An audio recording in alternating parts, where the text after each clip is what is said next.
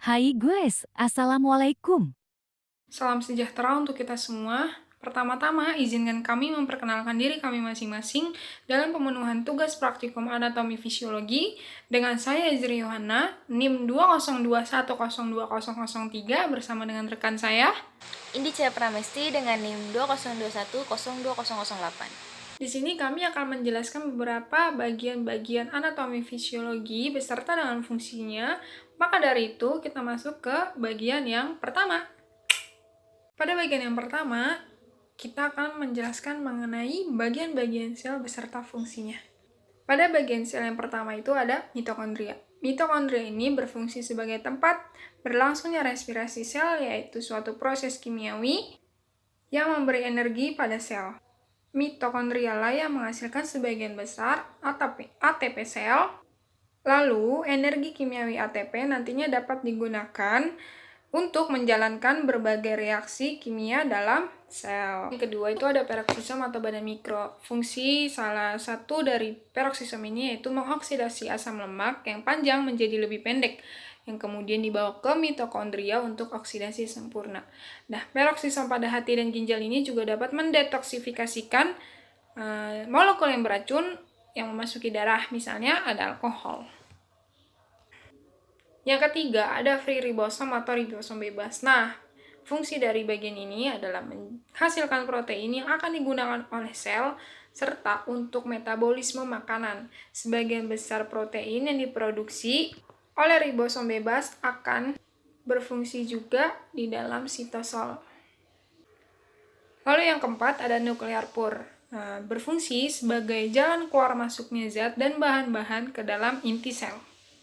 Yang kelima itu ada nukleus.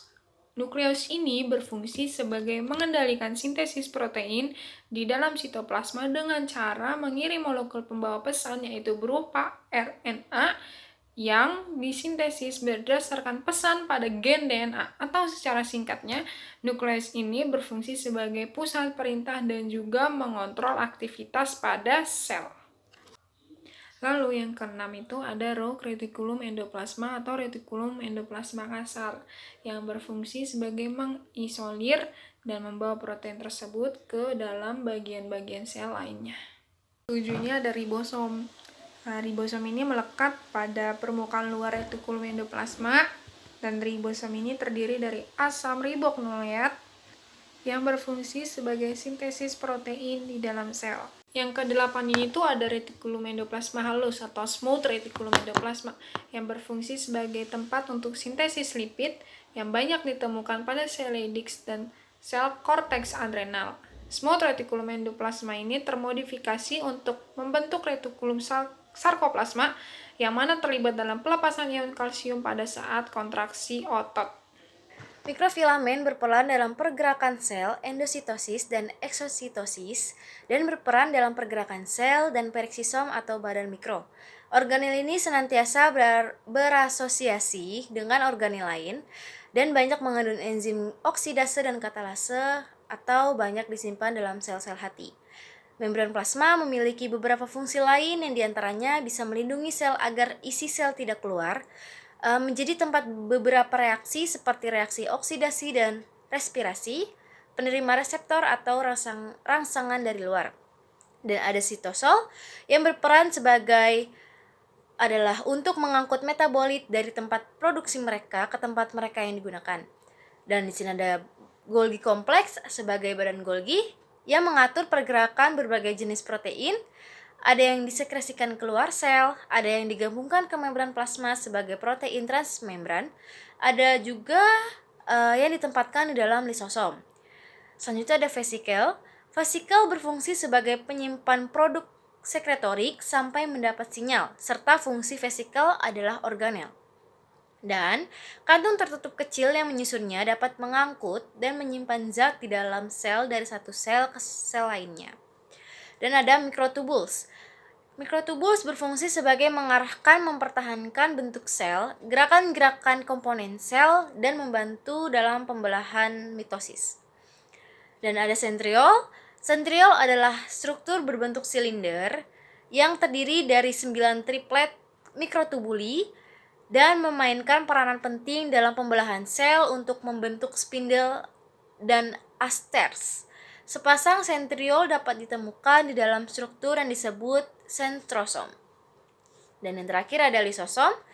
Lisosom ini berfungsi sebagai pencernaan intrasel karena vesikel kecil yang mengandung enzim pencernaan hidrolitik. Baik, tadi merupakan penjelasan mengenai bagian serta fungsi-fungsi daripada sel, maka dari itu kita akan masuk ke penjelasan kedua mengenai jenis-jenis sel darah putih beserta dengan fungsinya. Pertama itu ada monosit yang berfungsi untuk melawan infeksi dan meningkatkan kekebalan tubuh.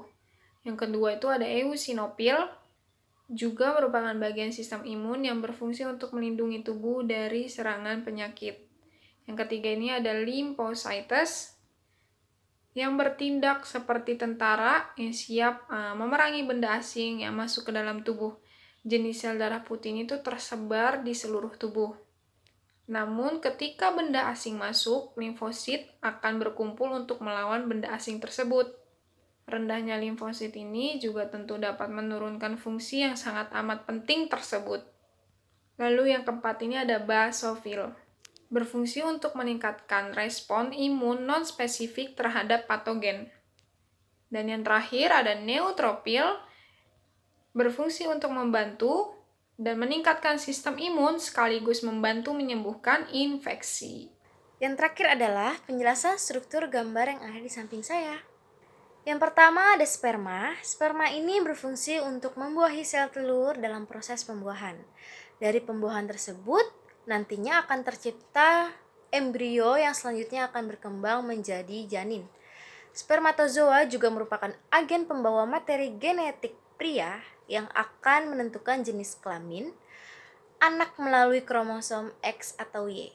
Yang kedua, ada sel korona, menyediakan sel telur dengan protein esensial dan bertindak seperti pembungkus gelembung yang melindunginya saat berjalan menuruni tuba Fallopi.